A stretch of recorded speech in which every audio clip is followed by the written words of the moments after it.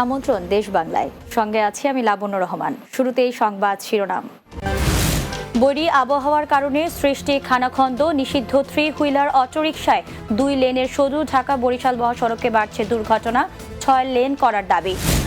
এবং বগুড়ার করতোয়া নদী দখলমুক্ত করতে ভাঙা হয়েছে ডায়াবেটিক ও স্বাস্থ্যসেবা হাসপাতালের একটি অংশ, নির্দিষ্ট জায়গা থেকে মালামাল সরানোর নির্দেশ।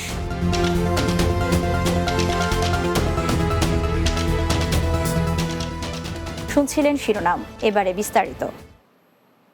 টানা বৈরী আবহাওয়ার কারণে সৃষ্টি খানাখন্দ, নিষিদ্ধ 3 হুইলার অটোরিকশা আর 2 লেনের সরু ঢাকা বরিশাল মহাসড়কে বাড়ছে দুর্ঘটনা, ক্ষতিগ্রস্ত হচ্ছে যানবাহনও, দীর্ঘ হচ্ছে মৃত্যুর মিছিল। তাই এই মহাসড়ককে 6 লেনে করার দাবি বরিশালবাসীর। জনগণের ভোগান্তি লাঘবে কাজ করা হচ্ছে বলে জানিয়েছে সড়ক ও জনপথ বিভাগ।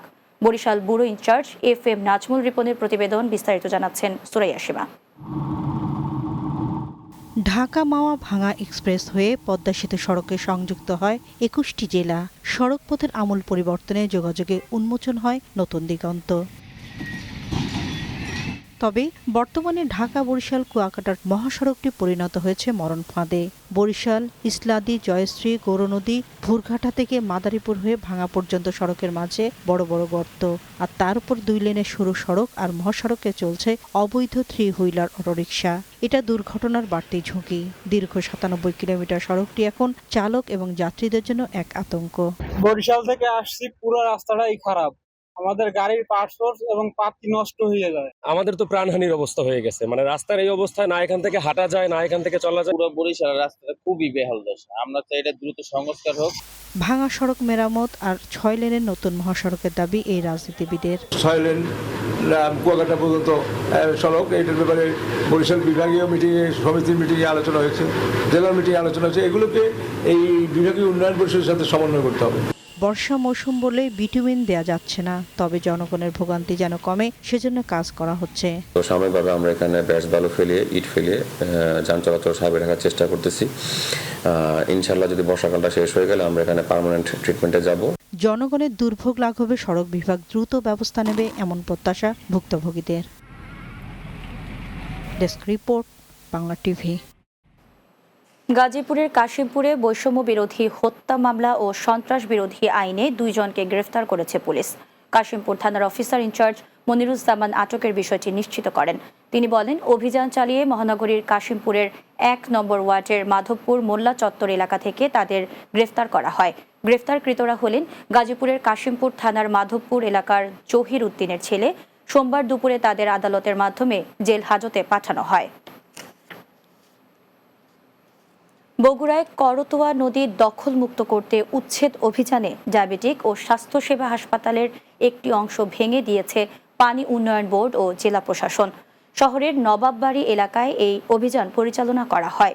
এ সময় হাসপাতালের কর্তৃপক্ষকে ডেকে নির্দিষ্ট জায়গা পর্যন্ত ভেঙে দেওয়া হবে বলে সতর্ক করে আগামী 3 দিনের মধ্যে প্রতিষ্ঠানের মালামাল সরিয়ে নিতে বলা হয়েছে। এ সময় বগুড়া জেলা প্রশাসনের সহকারী কমিশনার ও এক্সিকিউটিভ ম্যাজিস্ট্রেট আবু শাহমা, পানি উন্নয়ন বোর্ডের উপবিভাগীয় প্রকৌশলী আসাদুল হক সহ অন্যান্যরা উপস্থিত ছিলেন। নিরাপদ জায়গায় শিফট করে এবং এটাতে যে ইনস্ট্রুমেন্টগুলো আছে হসপিটালের, আমরা তাদেরকে সময় দিয়েছি এই জায়গায় এটা যাতে ওনারা ভ্যাকেন্ট করে দেন। তো এটা জেলা প্রশাসনের নির্দেশনায়, পুলিশ প্রশাসনের সহযোগিতায় আমরা পানি উন্নয়ন বোর্ড এগুলা অবৈধ উচ্ছেদ করতেছি। পাবনায় জাতীয় মৎস্য সপ্তাহ উপলক্ষে র্যালি ও আলোচনা সভা অনুষ্ঠিত হয়েছে। এ উপলক্ষে জেলা প্রশাসকের সম্মেলন কার্যালয় থেকে র্যালি বের করা হয়। পরে জেলা পরিষদের রশিদ হলে আলোচনা সভায় প্রধান অতিথি ছিলেন জেলা প্রশাসক মোহাম্মদ মফিজুল ইসলাম।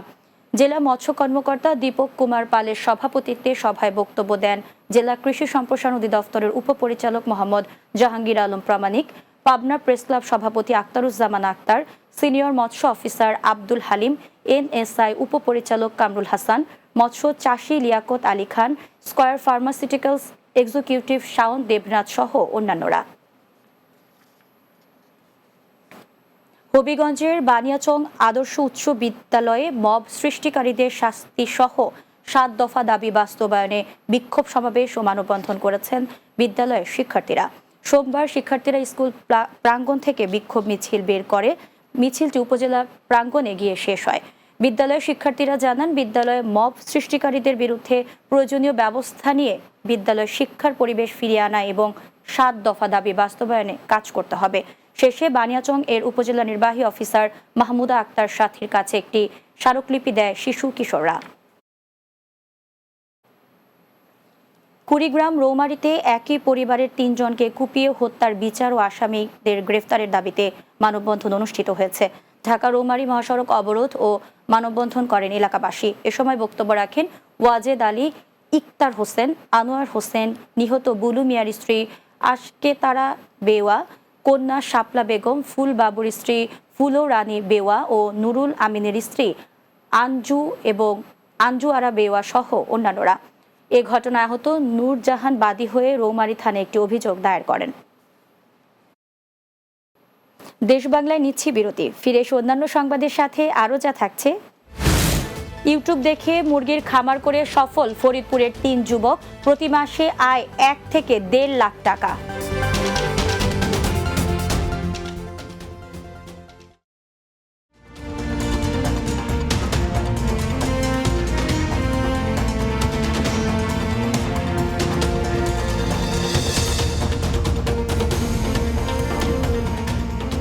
বিরতির পর দেশ বাংলায় স্বাগত আরও একবার। উদ্যোক্তা হবার স্বপ্ন নিয়ে ইউটিউব দেখে মুরগির খামার করে সফলতা পেয়েছেন ফরিদপুরের 3 যুবক। শুরুতে মাত্র 3 লাখ টাকা ব্যয় করা মুরগির খামার থেকে এখন প্রতি মাসে আয় হচ্ছে 1 থেকে 1.5 লাখ টাকা। তাদের এই সফলতায় আগ্রহ হয়ে উঠছেন স্থানীয়রা। ফরিদপুর থেকে আখতারুজ্জামান সুমনের প্রতিবেদন, জানাচ্ছেন সুরাইয়া সীমা। ফরিদপুর সদর উপজেলার আম্বিকাপুর ইউনিয়নের বাসিন্দা শাহিন, বকুল ও মিরাজুল। উদ্যোক্তা হবার স্বপ্ন নিয়ে তারা 2020 সালে মাত্র 3 লাখ টাকা ব্যয়ে বাড়ির আঙিনায় শুরু করেন মুরগি পালন।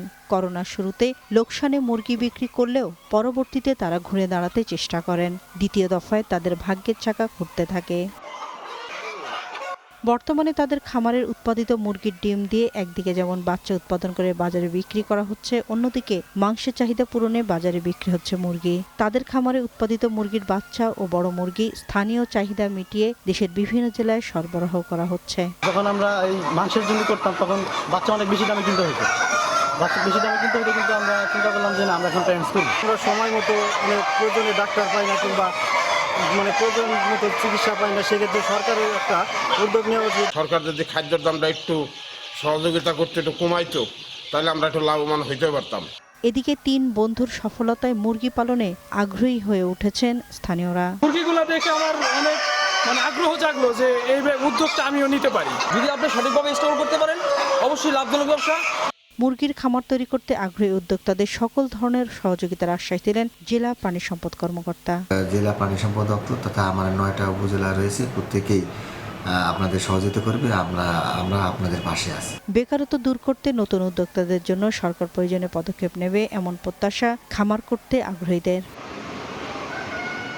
Desk report, Bangla TV.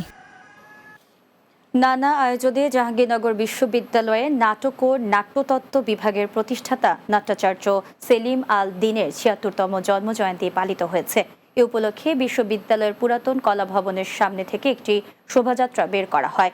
পরে তার সমাধিতে বিভিন্ন সংগঠনের পক্ষ থেকে ফুল দিয়ে শ্রদ্ধা নিবেদন করা হয়। এছাড়া এর আগে পুরাতন কলা ভবনে সেলিম আল দ্বীনের স্মরণে একটি বিশেষ নাটক প্রদর্শিত হয়। টাঙ্গাইলের নাগরপুরে বিএনপির রাষ্ট্র কাঠামো মেরামতের 31 দফা কর্মসূচির লিফলেট বিতরণ করা হয়েছে। উপজেলার দপ্তিয়র ইউনিয়ন বিএনপির উদ্যোগে এই লিফলেট বিতরণের আয়োজন করা হয়। লিফলেট বিতরণ করেন রাজশাহী বিশ্ববিদ্যালয়ের ছাত্রদলের সাবেক সহসভাপতি আতিকুর রহমান আতিক। লিফলেট বিতরণ শেষে দপ্তিয়র ইউনিয়ন বিএনপির সভাপতি আব্দুল হাই সরকারের সভাপতিত্বে ও সাধারণ সম্পাদক বাবুল আক্তারের পরিচালনায় আলোচনা সভা অনুষ্ঠিত হয়। নারায়ণগঞ্জের সোনারগাঁয়ে নিউ হোপ অ্যাগ্রোটেক প্রাইভেট লিমিটেডের আয়োজনে আগামী দিনে ডিলারশিপদের ক্ষমতায়ন বিষয়ক কর্মশালা এবং মতবিনিময় সভা অনুষ্ঠিত হয়েছে। উপজেলার পৌর এলাকায় একটি রিসোর্টে এই সভা অনুষ্ঠিত হয়। কোম্পানির নির্বাহী পরিচালক মিস্টার ইউলিনের সভাপতিত্বে এতে প্রধান অতিথি ছিলেন বাংলাদেশ অঞ্চলের ব্যবস্থাপনা পরিচালক মিস্টার হে ওয়াই ইনসুই। অতিথি ছিলেন কোম্পানির জলজ খাদ্য বিক্রয় পরিচালক মিস্টার অ্যাম্পিট পেং, কোম্পানির HR অ্যাডমিন মিস্টার সু Hong চুয়ান, new হোপের manager Azharul Islam সহ অন্যান্যরা। নোয়াখালী চৌমোহনী ব্লাড ফাউন্ডেশনের ৫ম প্রতিষ্ঠা বার্ষিক উপলক্ষে নবম ও দশম শ্রেণীর শিক্ষার্থীদের নিয়ে গণিত অলিম্পিয়াড ২০২৫ অনুষ্ঠিত হয়েছে। বেগমগঞ্জ সরকারি পাইলট উচ্চ বিদ্যালয়ে এই গণিত অলিম্পিয়াড অনুষ্ঠিত হয়। এ সময় বেগমগঞ্জ উপজেলা স্বাস্থ্য কমপ্লেক্সের আবাসিক medical officer doctor Saleh Ahmed Sohel, পরীক্ষা নিয়ন্ত্রক সংগঠনের প্রতিষ্ঠাতা সভাপতি TI সুজন, বর্তমান সভাপতি নাজিউর রহমান মঞ্জু, সাধারণ সম্পাদক আব্দুস সামাদ রাজু সহ অনেকেই উপস্থিত ছিলেন। নাগরিক কবি শামসুর রহমানের ১৯তম প্রয়াণ দিবসে কবির নিজ জেলা নরসিংদীতে স্মরণসভা অনুষ্ঠিত হয়েছে। নরসিংদী প্রেস ক্লাব মিলনায়তনে স্মরণসভা ও কবিতা পাঠ আসরের আয়োজন করে বাংলাদেশ প্রগতি লেখক সংঘ নরসিংদী। স্থানীয় নাট্যকার ও সংগঠক হাসান মাহমুদ সনেটের সঞ্চালনায় অনুষ্ঠানে আলোচক ছিলেন বাংলাদেশ প্রগতি লেখক সংঘের কেন্দ্রীয় কমিটির সভাপতি গোলাম কিবরিয়া পিনু এবং কবি ও লেখক ফারহান ইশরাক। এতে সভাপতিত্ব করেন প্রগতি লেখক সংঘের নরসিংদী শাখার সভাপতি সুমন ইউসুফ। শেষ করছি দেশ বাংলা। যাওয়ার আগে সংবাদ শিরোনামগুলো জানিয়ে দিচ্ছি আরও একবার। বৈরী আবহাওয়ার কারণে সৃষ্টি খানাখন্দ, নিষিদ্ধ 3 হুইলার অটোরিকশায় 2 লেনের সরু ঢাকা বরিশাল মহাসড়কে বাড়ছে দুর্ঘটনা, 6 লেন করার দাবি। বগুড়ায় করতোয়া নদী দখলমুক্ত করতে ভাঙা হয়েছে ডায়াবেটিক ও স্বাস্থ্যসেবা হাসপাতালের একটি অংশ, নির্দিষ্ট জায়গা থেকে মালামাল সরানোর নির্দেশ। এবং ইউটিউব দেখে মুরগির খামার করে সফল ফরিদপুরের 3 যুবক, প্রতি মাসে আয় 1 থেকে 1.5 লাখ টাকা।